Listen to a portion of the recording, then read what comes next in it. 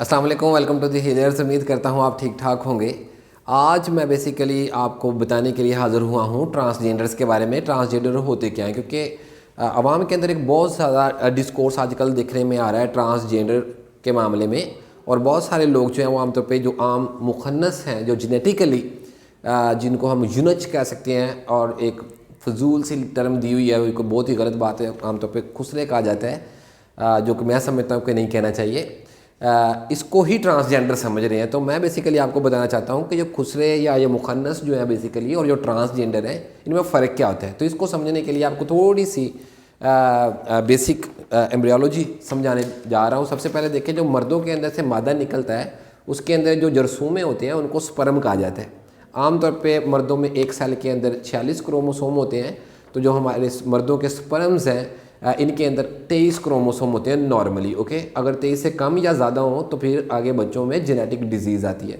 तो ये मेरे सामने आप देखें, ये स्पर्म है, और इस तरह की तकरीबन इसकी शक्ल होती है। माइक्रोस्कोपिक होता है, वैसे ये नज़र नहीं आता, बहुत छोटा है, तो यहाँ बड़ा करके दिखाया गया है।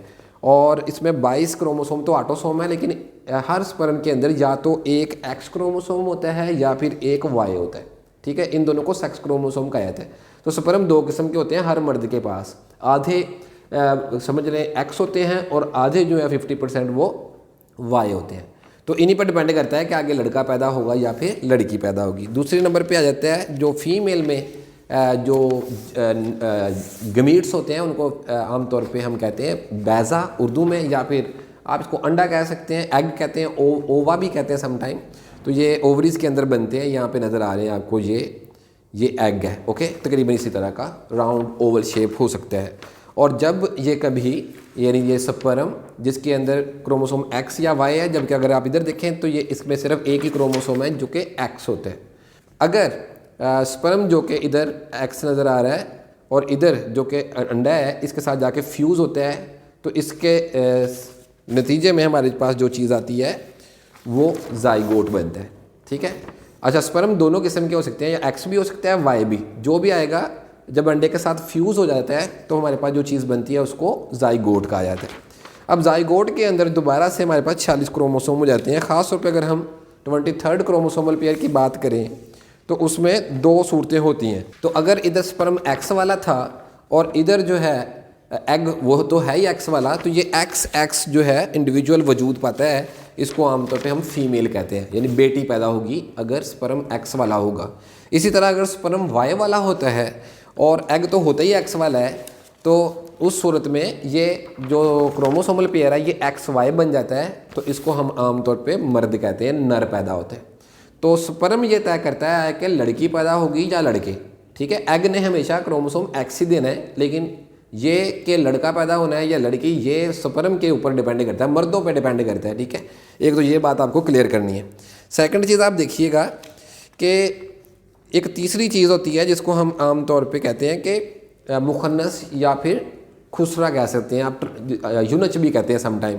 इसमें क्या होता है कि क्रोमोसोम जो है वो एक से ज़्यादा सेक्स क्रोमोसोम मौजूद होते हैं। जैसे कि मर्द है एक्स वाई, लेकिन सम टाइम क्या होता है कि एक एक्स्ट्रा एक्स क्रोमोसोम मर्द की तरफ से या खातून की तरफ से आ जाता है। अगर इसी सूरत हाल हो जाती है तो ये हो जाएगा एक्स एक्स वाई, इन 3 क्रोमोसोम हो जाएंगे और टोटल 47 क्रोमोसोम हो जाएंगे, जो कि 46 होने चाहिए थे।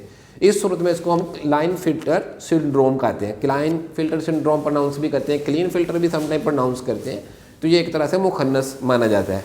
तो ये जो जेंडर है ये आमतौर पर नॉर्मल नहीं होता। ठीक है, इसी तरह सम टाइम क्या होता है कि जो स्पर्म है उसका जो क्रोमोसोम है वो सेक्स क्रोमोसोम वो मिसिंग होता है। उस सूरत में जो बच्चा पैदा होता है उसके पास 45 क्रोमोसोम होते हैं, जो कि बेसिकली 46 होने चाहिए थे, लेकिन एक क्रोमोसोम मिस है जो कि स्पर्म में, जो कि सेक्स क्रोमोसोम है, ना ही एक्स है ना ही वाई है, तो वो मिसिंग है।